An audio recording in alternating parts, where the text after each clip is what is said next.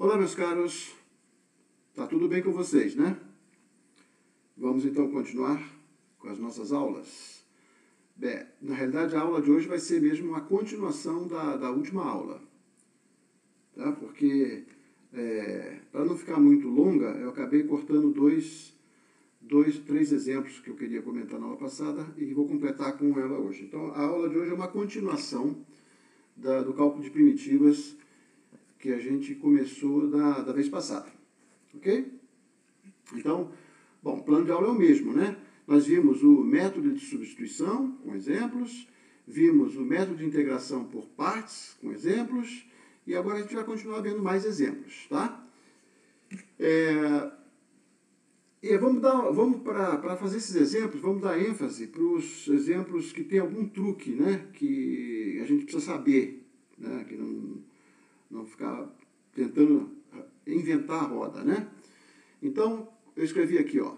Na aula anterior, vimos dois métodos para o cálculo de primitivas. Nesta, vamos continuar no mesmo tema, tratando mais exemplos especiais, onde alguns truques se fazem necessários, tá? Então, essencialmente, dois truques. Um dos truques é o mesmo que a gente fez para o logaritmo, e o outro é um outro diferente, tá? Eu queria chamar a atenção também o seguinte, quando a gente resolve uma integral por partes, por exemplo, para resolver uma integral, você acaba caindo numa outra, né? Que a gente espera que seja mais fácil, tá? Às vezes, essa outra requer um método diferente, não necessariamente integração por partes. Então, a gente vai ver dois exemplos hoje, que um deles, o primeiro, a gente vai usar o mesmo truque que usou para calcular o logaritmo, né? A primitiva do logaritmo, e depois cai numa segunda integral que a gente faz por substituição. Então, você tem duas etapas com dois métodos diferentes. E o outro exemplo, que é um exemplo clássico também de uma função importante, que a gente tem que usar duas vezes integração por partes. E aí tem um truque ali que a gente vai comentar agora, tá? Então, o primeiro exemplo é esse aqui, ó. A gente parou na aula passada no exemplo 5, então esse aqui é o exemplo 6. Então, a gente quer a primitiva da função arco tangente de x. Ou seja, da função inversa da tangente. Não é isso? Muito bem. Aqui a função aqui está purinha, né? É uma função básica. É uma das funções básicas que a gente tratou lá naquelas tabelinhas. E ela não aparece do lado direito, ou seja, ela não aparece como derivada de alguém. Certo? Então, significa que a sua primitiva não é uma função básica. É uma função elementar, né? Porque é a combinação de coisas básicas, mas não é básica, tá? Então, o que eu vou fazer? O truque é o mesmo. Eu vou chamar isso aqui de f de x e vou imaginar que aqui tem 1 multiplicando e esse 1 é a derivada de uma função g. Então, vai ser assim, ó. É o mesmo truque que a gente fez para o logaritmo, tá? Então, vai ser assim, ó. O f de x é a tangente de x. Só tem essa função aqui, não tem mais nada. Então, vou botar g' de x igual a 1. Então, se f de x é tangente de x, então, o f' de x é 1 sobre 1 mais x2. E o g' de x sendo 1, o g de x vai ser x, né?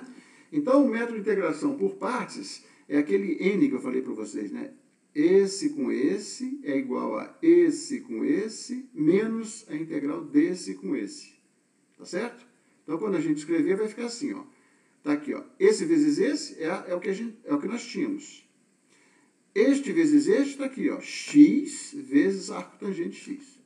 E o outro vai ficar, então, essa função multiplicada por aquela, que é o f'g, né? Integral de f'g.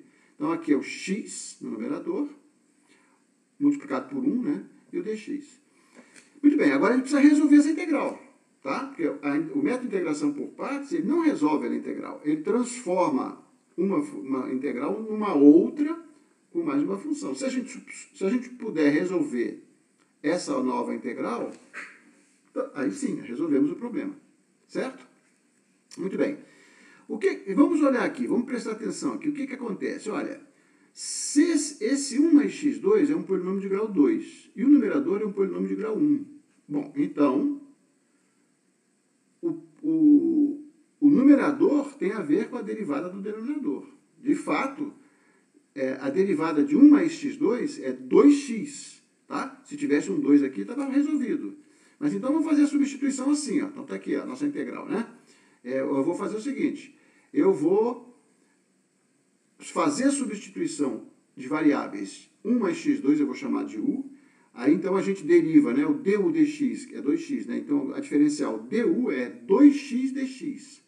Como aqui só tem x dx, então eu vou dividir por 2 aqui dos dois lados. Então ficou meio de du, é essa expressão que aparece aqui, ó, x vezes dx, tá? X é uma função, dx não é uma função, dx é um símbolo, mas as coisas com a notação de Leibniz, as coisas funcionam como se dx fosse número, tá? Então é ótimo, porque manipula como se fosse algebricamente, ok? Muito bem, então eu vou substituir. Vou botar u aqui e vou botar meio de du aqui, ó. Então, aqui eu vou fazer isso, tá? O meio que está aqui, a gente pode colocar do lado de fora, né? Porque a derivada de constantes, a derivada de uma constante vezes uma função, é a constante vezes a derivada da função. Então, tá, antes ou depois não importa, né? Então você tem aqui, ó, transformei essa integral nessa, tá? Bom, essa aqui, ó, a gente lembra lá da tabelinha.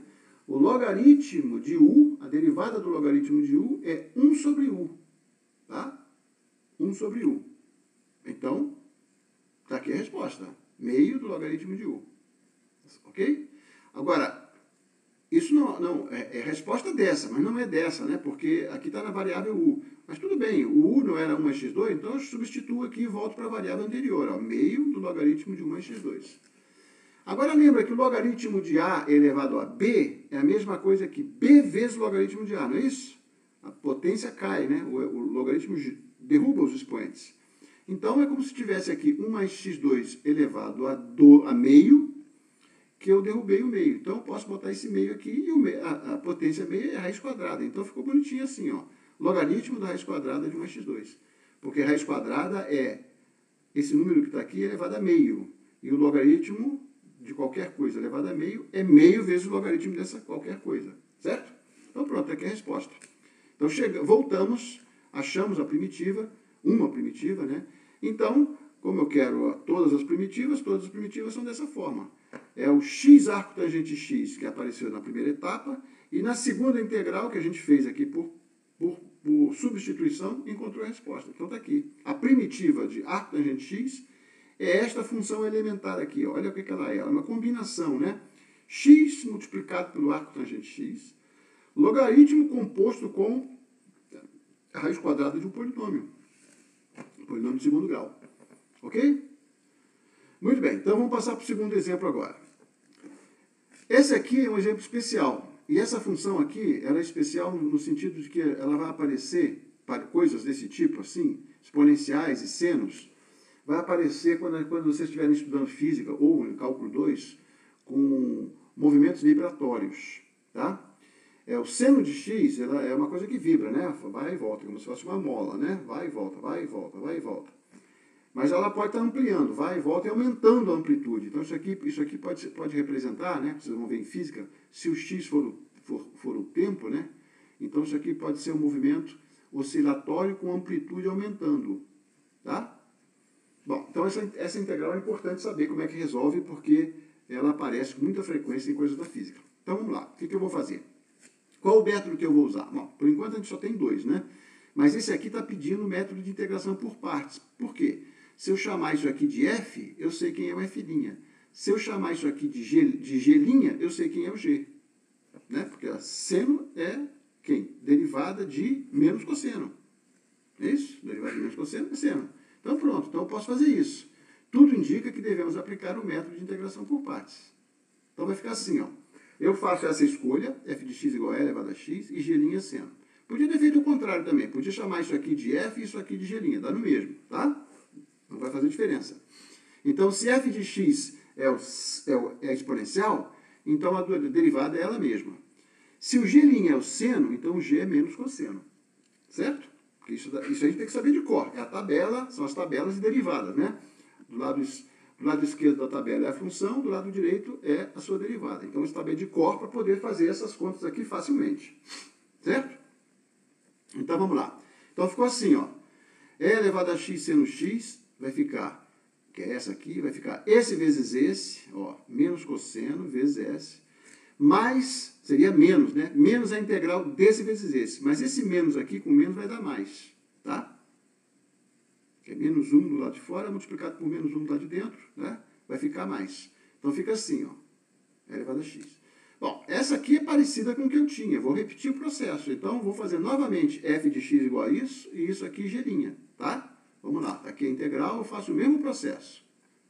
Ó, passo de novo f de x, agora eu vou chamar esse cara aqui de g', tá? E aí o g é o seno. Então eu substituo, faço aquela mesma coisa, substituo, essa parte aqui vai ficar tudo isso aqui, ó, tá? Essa integral é que está dentro do parênteses aqui, ó. Bom, como aqui é mais, eu posso tirar o parênteses sem precisar trocar o sinal, né? Então vai ficar assim. Ficou essa integral é igual a menos e elevado a x cosseno x mais e elevado a x seno x menos, a mesma integral.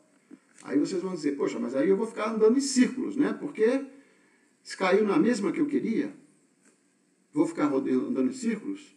A resposta é não. Por quê? Porque tem um sinal de menos aqui, ó. Então, se você tem menos a mesma coisa, você pode pegar essa expressão aqui, que está do lado direito com o sinal de menos, passa para o lado de lá da igualdade com o valor de mais. Então vai ficar 2 vezes essa integral, é o que a gente já achou aqui, ó. Então fica assim, 2 vezes essa integral, está aqui a resposta. Olha, então, a integral que eu tinha originalmente, que era essa aqui, né? Essa integral aqui é metade disso que está aqui, ó. Está aqui a resposta.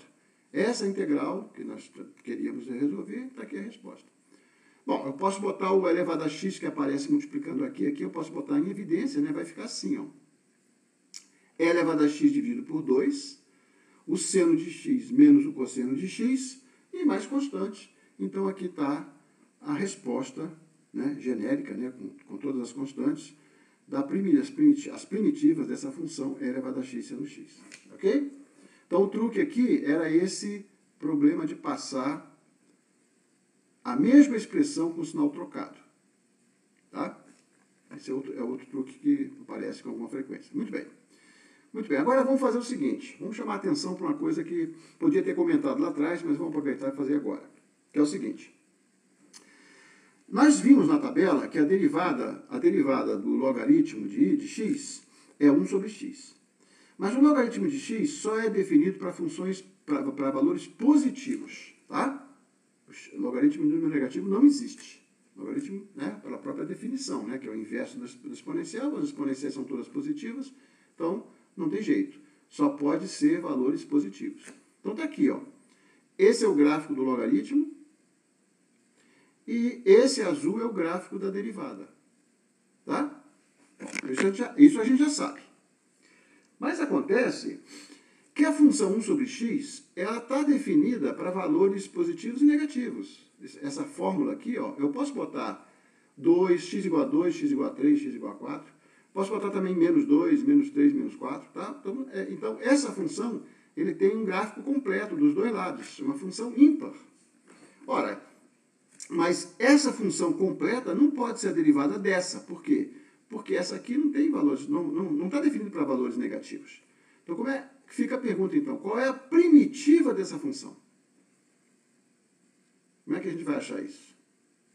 Bom, para fazer isso aí, é fácil, né? Mas vamos então, estabelecer aqui um resultado geral, que vai ser útil em outras situações, que é o seguinte, essa proposição aqui, ó.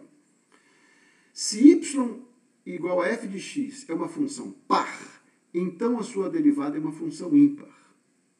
Respectivamente, se y é uma função ímpar, então a sua derivada é uma função par. Tá? Isso a gente vai provar. Mas então ficou resolvido, né? Por quê?